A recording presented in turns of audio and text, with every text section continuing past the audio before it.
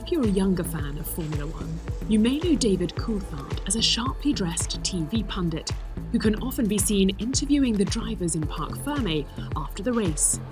But Coulthard, or DC as he's known in the paddock, was once one of the fastest drivers on the grid, who drove for two of the most historically successful teams in the sport, as well as helping turn a brand new outfit into a championship-winning machine. Eagle-eyed spectators watching the 1996 Monaco Grand Prix might have been a little confused when they saw the number 8 car making its way around the circuit. What was Ferrari's Michael Schumacher doing driving a McLaren? But closer inspection would have revealed it was in fact David Coulthard at the wheel, wearing one of Schumacher's helmets which he'd borrowed from the German because his own lid was fogging up in the wet conditions. I just couldn't see. My RI helmet at that time didn't have the double visor that is now common in Formula One, which helps with the anti-fogging. Perhaps the helmet was a lucky charm, as Coulthard brilliantly navigated what was one of the most chaotic races ever held on the streets of Monte Carlo. And smoke out of the back of the Williams. Damon Hill out of the Monaco Grand Prix. And that's Irvine and Salo and Hakkinen. Oh my goodness! To seal a P2 finish, his second podium of the season for new team McLaren, on a day when, amazingly, just 3 cars actually made it to the finish line. And had the race not been stopped 3 laps early after hitting the 2-hour time limit, Coulthard would almost certainly have gone one better and taken the victory. It was a little bit frustrating to find myself behind Panis because I think that we had the pace to win the Grand Prix. Catching is one thing in Monaco, overtaking is another. Coulthard was brilliant in Monaco, and in 2002 there was no stopping the Scottish driver as he picked up his second win in the Principality. He'd first triumphed there in 2000 when he came home to win after leader Michael Schumacher retired with broken suspension. I've benefited today from problems with Michael and with Jarno, but that's Monaco, and I've had I think my fair share of bad luck over the years, so I'm quite happy to take this win today.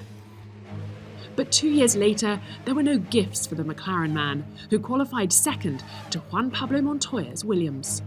On race day, Coulthard reacted faster when the lights went out and surged ahead of the Colombian to take the lead into Saint-Devote. Schumacher, who started third, eventually cleared Montoya as well, and then set about hunting Coulthard down on fresher tyres. Coulthard pitted in response, emerging just ahead of his German rival, before holding the Ferrari off all the way to the flag to record his first victory for over a year in superb style. The 1994 season was as tough as they come for the Williams team, who were left reeling from the death of Ayrton Senna at Imola. A young Coulthard was promoted from his test driver role to a race seat, but he had to share it with 1992 champion Nigel Mansell, with team boss Frank Williams keeping a close eye on their results as he pondered which of the two he would keep for the following year. After 4 points finishes and 3 retirements, Coulthard was in the car for the Portuguese Grand Prix, the last race he was scheduled to drive in, with Mansell taking the reins for the final 3 rounds of the year. Coulthard knew he had to deliver. It was now or never if he wanted to stake his claim. And he did just that. From third on the grid, he was soon leading from teammate Damon Hill. The Englishman slipped through into the lead after Coulthard was held up by a backmarker. But the rookie Scot followed him home to deliver a 1-2 finish for the team, which gave them the lead in the Constructors' Championship. His Portuguese podium performance had come at the perfect time, and Coulthard had impressed so much he had not one, but 2 race seat offers for 95, when McLaren also wanted to sign him up. After some legal wrangling, he stayed with Williams before joining Ron Dennis's team for 1996.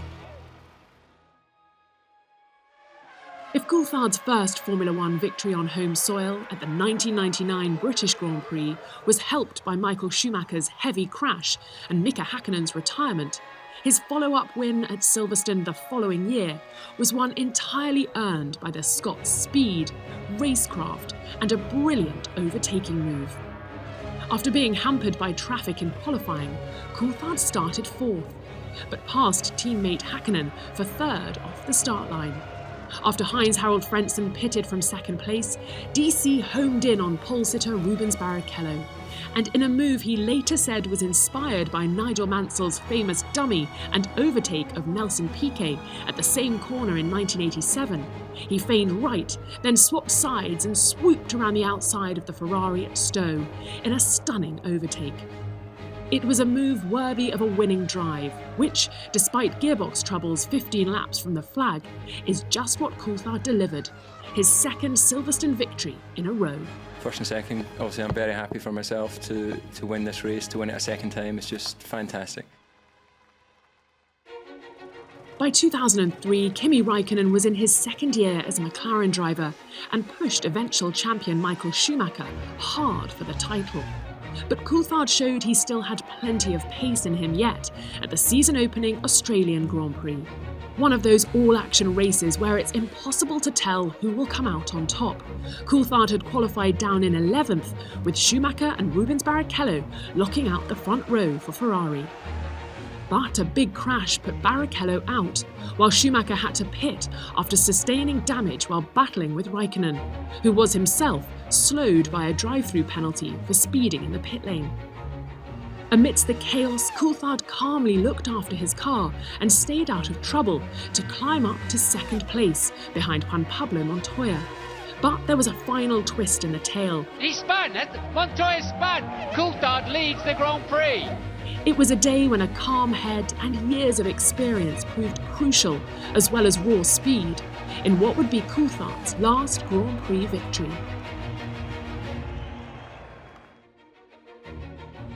Coulthard's first win came some 8 years earlier, at a track that already held happy memories. DC had scored his first podium finish at Estoril in 1994, and 12 months later, he returned to the Portuguese circuit to clinch his first Formula One victory. Williams had brought an upgraded B-spec of their FW17 chassis to the race, and it immediately suited Coulthard, who outqualified teammate Damon Hill by almost 0.4 of a second to take pole position. And on race day, Coulthard didn't put a foot wrong, leading home the two title contenders Hill and Michael Schumacher to seal his first win in the sport in just his first full season. It's taken me a while to eventually get here to the middle spot, but I'm glad today I managed that. It was the only win he took for Williams before he made the move to McLaren for 1996. These days, Red Bull Racing are one of the leading teams in Formula One, with a bulging trophy cabinet back at their Milton Keynes base packed to the brim with silverware. But back in 2006, they didn't have a single trophy to display, and no one thought their first would come at the Monaco Grand Prix, least of all team boss Christian Horner, who promised he'd jump naked into the Red Bull swimming pool if one of his cars made it to the podium. It seemed like a safe enough bet. Between them, his two drivers had suffered 7 retirements in the opening 6 races of the season, with P8 their best finish. Maybe it was the one-off promotional Superman livery on their car, or perhaps the drivers being presented with a chance to publicly shame the boss. But Red Bull's luck was about to turn. Coulthard qualified an impressive 7th and was battling in the midfield until Mark Webber's Williams caught fire and brought out the safety car. Moments later, it was Kimi Räikkönen who ran into trouble in his McLaren, leaving Coulthard 6th. He inherited P5 when teammate Christian Klein retired and moved up to 4th when Barrichello pitted in the Honda. And that all-important podium place was sealed when Jarno Trulli had an hydraulic problem and the Italian was forced to park his Toyota. Coulthard had done it. Red Bull had their first ever Formula One podium, and at the sport's most prestigious race.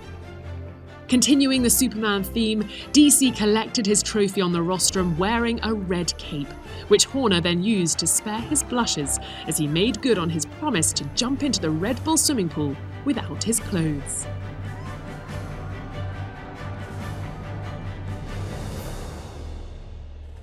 Formula One is a ruthless, high-stakes sport where winning is the only goal of each and every driver in the field. But at the season opener in 1998, David Coulthard showed there is room for fair play and sportsmanship as well. That year's McLaren was a rocket, and both Mika Häkkinen, who'd qualified on pole, and Coulthard, who started second, lapped the entire field during the race in Melbourne. With 22 laps to go, DC was running behind Häkkinen when the Finn unexpectedly came into the pit lane, before being waved straight through by his team. Coulthard was now leading, but a few laps before the finish, he deliberately slowed down on the pit straight to allow Häkkinen to retake the lead and the victory. Coulthard slowing down, and Häkkinen takes the lead. The pair said afterwards they had a pre-race gentleman's agreement that whoever led at the first corner could claim victory, while McLaren explained that an issue with Häkkinen's radio led to his unplanned visit to the pits. Giving up a win is a bitter pill to swallow for any racer, but that day at Albert Park, Coulthard showed he wasn't just a super quick driver, he was also one of the classiest competitors on the grid, and perhaps F1's ultimate team player. What David did was just remarkable, and looking back in history, I don't have seen many drivers doing things like this, so I have to thank you very much. David Coulthard and Michael Schumacher enjoyed a spirited rivalry that hit its peak when the pair collided at a sodden Spa in the 1998 Belgian Grand Prix. Oh God! Michael Schumacher hits David Coulthard and is out of the Belgian Grand Prix. Before a furious Schumacher stormed down the pit lane to confront the Scot in the McLaren garage. Look at him, he's David Coulthard. He's going to have it out with David Coulthard. 2 years later, the 2000 French Grand Prix offered a sequel, as the two drivers battled it out on track. Starting from pole, Schumacher aggressively shut the door on the fast-charging Coulthard at the start. But the McLaren driver was on fire and was right up on the gearbox of the Ferrari. Coulthard's first overtake attempt was met with a fierce defence as Schumacher pushed him wide at the Adelaide hairpin. Coulthard later revealed he was still enraged about the start, which was immediately obvious to anyone watching the onboard footage. Now utterly determined to pass his rival, Coulthard tried again. This time he changed tactics, and as he got to the braking zone of the hairpin, he swerved fearlessly to the inside line to complete a brilliant move. The cars touched, but it was the Scot who prevailed to take the lead of the race, and he went on to peerlessly claim his 9th F1 victory, one achieved with sheer skill and tenacity, and against the very toughest of opponents. Incredibly, David Coulthard went from surviving a plane crash to reaching the podium of the 2000 Spanish Grand Prix in the space of just 5 days. He was flying over France when his plane had to perform an emergency landing in Lyon. Tragically, both pilots were killed, and Coulthard himself suffered 3 cracked ribs. But despite the physical and emotional pain, he was determined to race on, and just days after the accident was back in the car to claim a superb 4th place on the grid at Barcelona. On race day, Michael Schumacher led from pole until 2 slow pit stops cost him first place to Mika Häkkinen. Coulthard undercut Rubens Barrichello for 3rd and then passed Schumacher with a brilliant move at turn 1 to seal an emotional 1-2 finish for McLaren. It was a scarcely believable result for the Scot, who'd proved he wasn't just an exceptionally fast driver, but a brave and determined competitor who burned with a fierce desire to race, even in the most difficult of circumstances. This is the best thing that could happen for the team and myself to come away from here with maximum points.